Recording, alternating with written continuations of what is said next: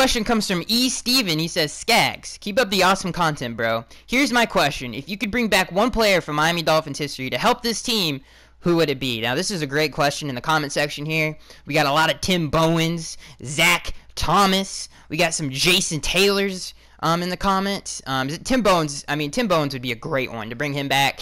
There's a lot of great Miami Dolphins defensive tackles in NFL history. Mandy Fernandez, Bill Stanfill, but Tim Bowens probably is the best out of those guys.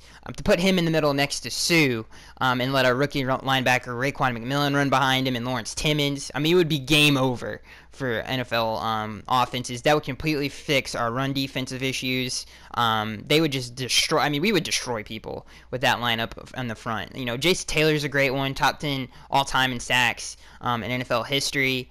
I almost went with Dick Anderson because of the suspension to T.J. McDonald, and I think Nate Allen's going to do a relatively good job, okay to good job, because he's had a great offseason so far. He's had his first healthy offseason and maybe his NFL career, so I have a little faith in Nate Allen. So I didn't pick Dick Anderson. I was really thinking about this, and I think I had to pick one offensive guy to help the team and one defensive guy to help the team because I thought that would only be fair. So the offensive guy that I picked Larry Little. And obviously Larry Little, 6-time first-team All-Pro player, which is insane. I can't remember how many Pro Bowls he went to. But obviously one of the greatest Dolphins ever, one of the greatest guards in NFL history. If you made a top 5 guards of all time, he would be on that list. He was an undrafted free agent that we snagged from San Diego. So he's just one of the greatest guards ever. And obviously we have a hole there. We don't know who's going to start there. Ted Larson, Isaac Asiata, although pads have not been put on yet, so we cannot judge the offensive line just yet or the defensive line. Isaac Asiata not getting the greatest reviews through the media's eyes so far. And Ted Larson, obviously, he's dealt with injuries in the past. We don't know if he's going to be able to stay healthy for a 16-game season. Can he stay, even if he can play, is he the guy, is he the answer at that guard position? Larry Little would shut everybody up on that. Larry Little would give us the best left side of an offensive line in the NFL. So our left side of the offensive line with Mike Pouncey in the middle, Larry next to him, and then Laramie next to him. We got the 2 L's there. Next to Mike Pouncey.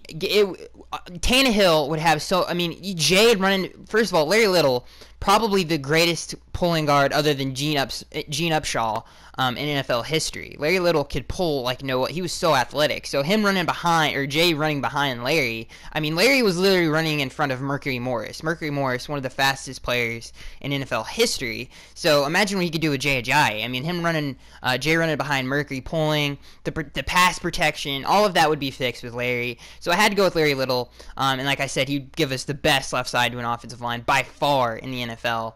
Oh my God, that team would be that would be amazing. So Larry would fix our guard issue there. And for the defensive side of the football, I think it's obvious, and a lot of people were thinking the same thing that I was in the comment section below. They were thinking Zach Thomas. Now, there's a lot of different reasons I went for Zach Thomas, and I think Raekwon McMillan, it's going to take some time, but he's going to turn into Zach Thomas. I really do. They have very similar parallels to each other. Zach Thomas, his preparation, his dedication to the game of football. He was prepared more than anybody, even the quarterback. He used to say that all the time. I might not be the most talented. I might not be the strongest, but I'm the most prepared. And his dedication to the Dolphins. I mean, the man bled aqua and orange for his whole life. And he was such a great leader. A lot of people talk about Ray Lewis and how he changed the culture in Baltimore. Zach Thomas did that for us. I mean, he really made our defense a family, and it was like a brotherhood, for God's sakes. And I think Raekwon can do the same thing for our defense. He did it in Ohio State, so I think he can do it here in Miami. But I think what Zach would bring to the table, one of the things our defenses have struggled with is getting calls out. We really haven't had a vocal leader on that defense. Rashad, not the most vocal cat in the world. Jelani was in and out of the lineup. Same thing with Koa. None of those guys were vocal leaders. They didn't get people in the right spot. Zach would fix that. He would turn our defense into a prepared, well-oiled machine week in and week out. And that's something we struggled with last year due to injuries. Zach would bring the durability that we need at the linebacker position. He would help us against the run, but he would make that defense like a family. And it really felt like a family when you watch those teams play together. They really, really felt like a family. family. So I think that's what Zach Thomas brings to the table, and I think he would help us against the run, against locking down tight ends, all of that. Zach Thomas would help us in. He would make our defense smarter. So I had to go with Larry and Zach. I think those two would definitely make a huge impact on our football team, and it would be amazing to see those two play.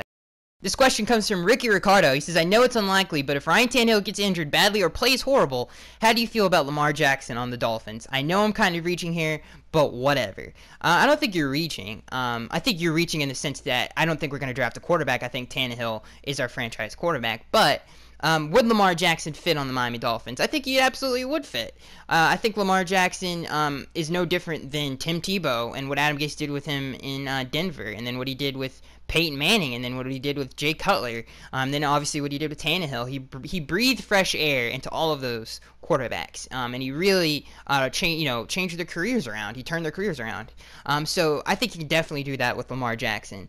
Some of the things I have questions about Lamar Jackson is one, can he be durable? And especially if we drafted him, can he be durable in the AFC East? There's a lot of people that can hit the quarterback in the AFC East. He's going to take some shots, especially his style of play where he likes to, run out of the pocket. We've seen that with Cam Newton. We've seen that with Russell Wilson. You're going to get hit. We saw that with Tannehill, but Tannehill's a huge exception to the rule because of how durable he's been. And obviously that caught up to him last year. So I don't think Lamar Jackson can be that quarterback where he can be durable.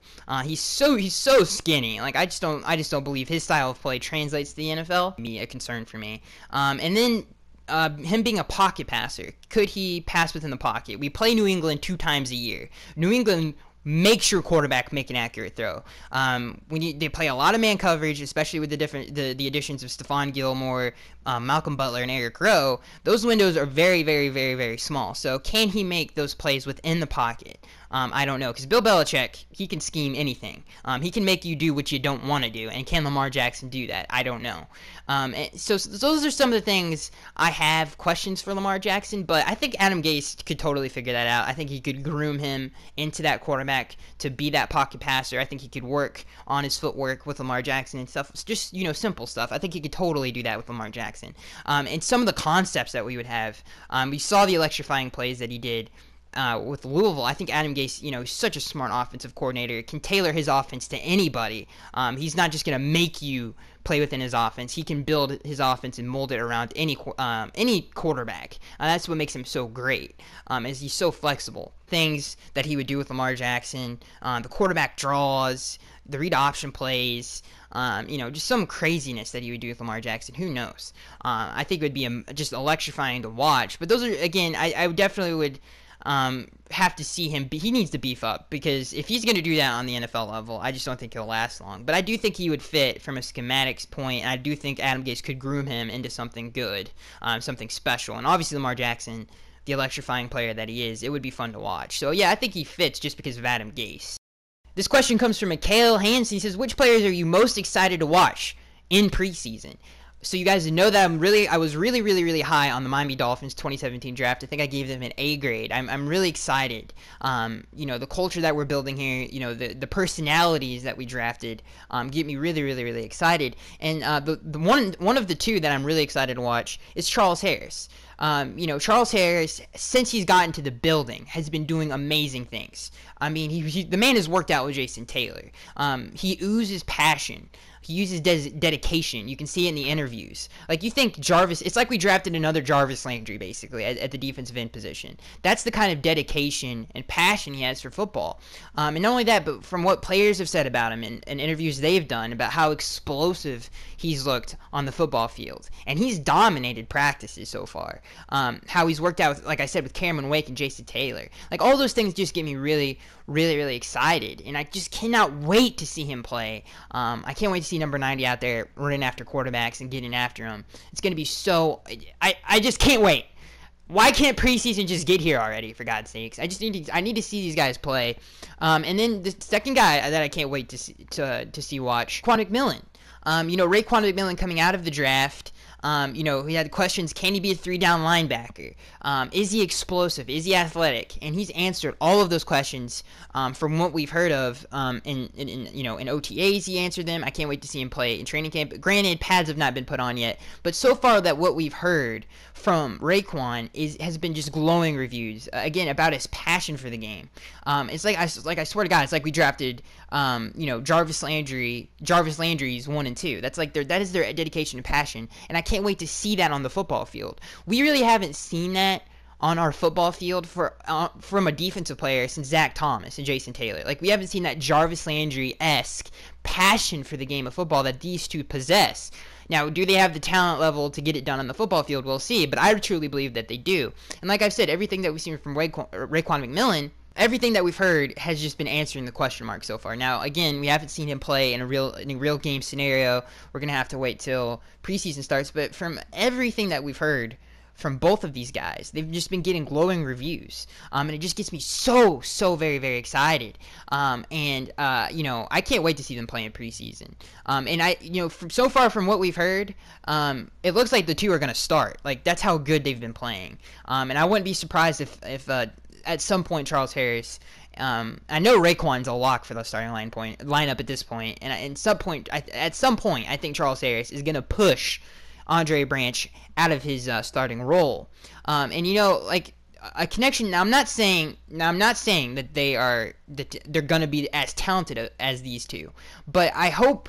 And from what we are hearing so far, especially on the defense side of the football, because I think Jarvis Landry is our leader. I think Tannehill is our leader on the offensive side of football. I think their dedication and passion for the game, it really shows.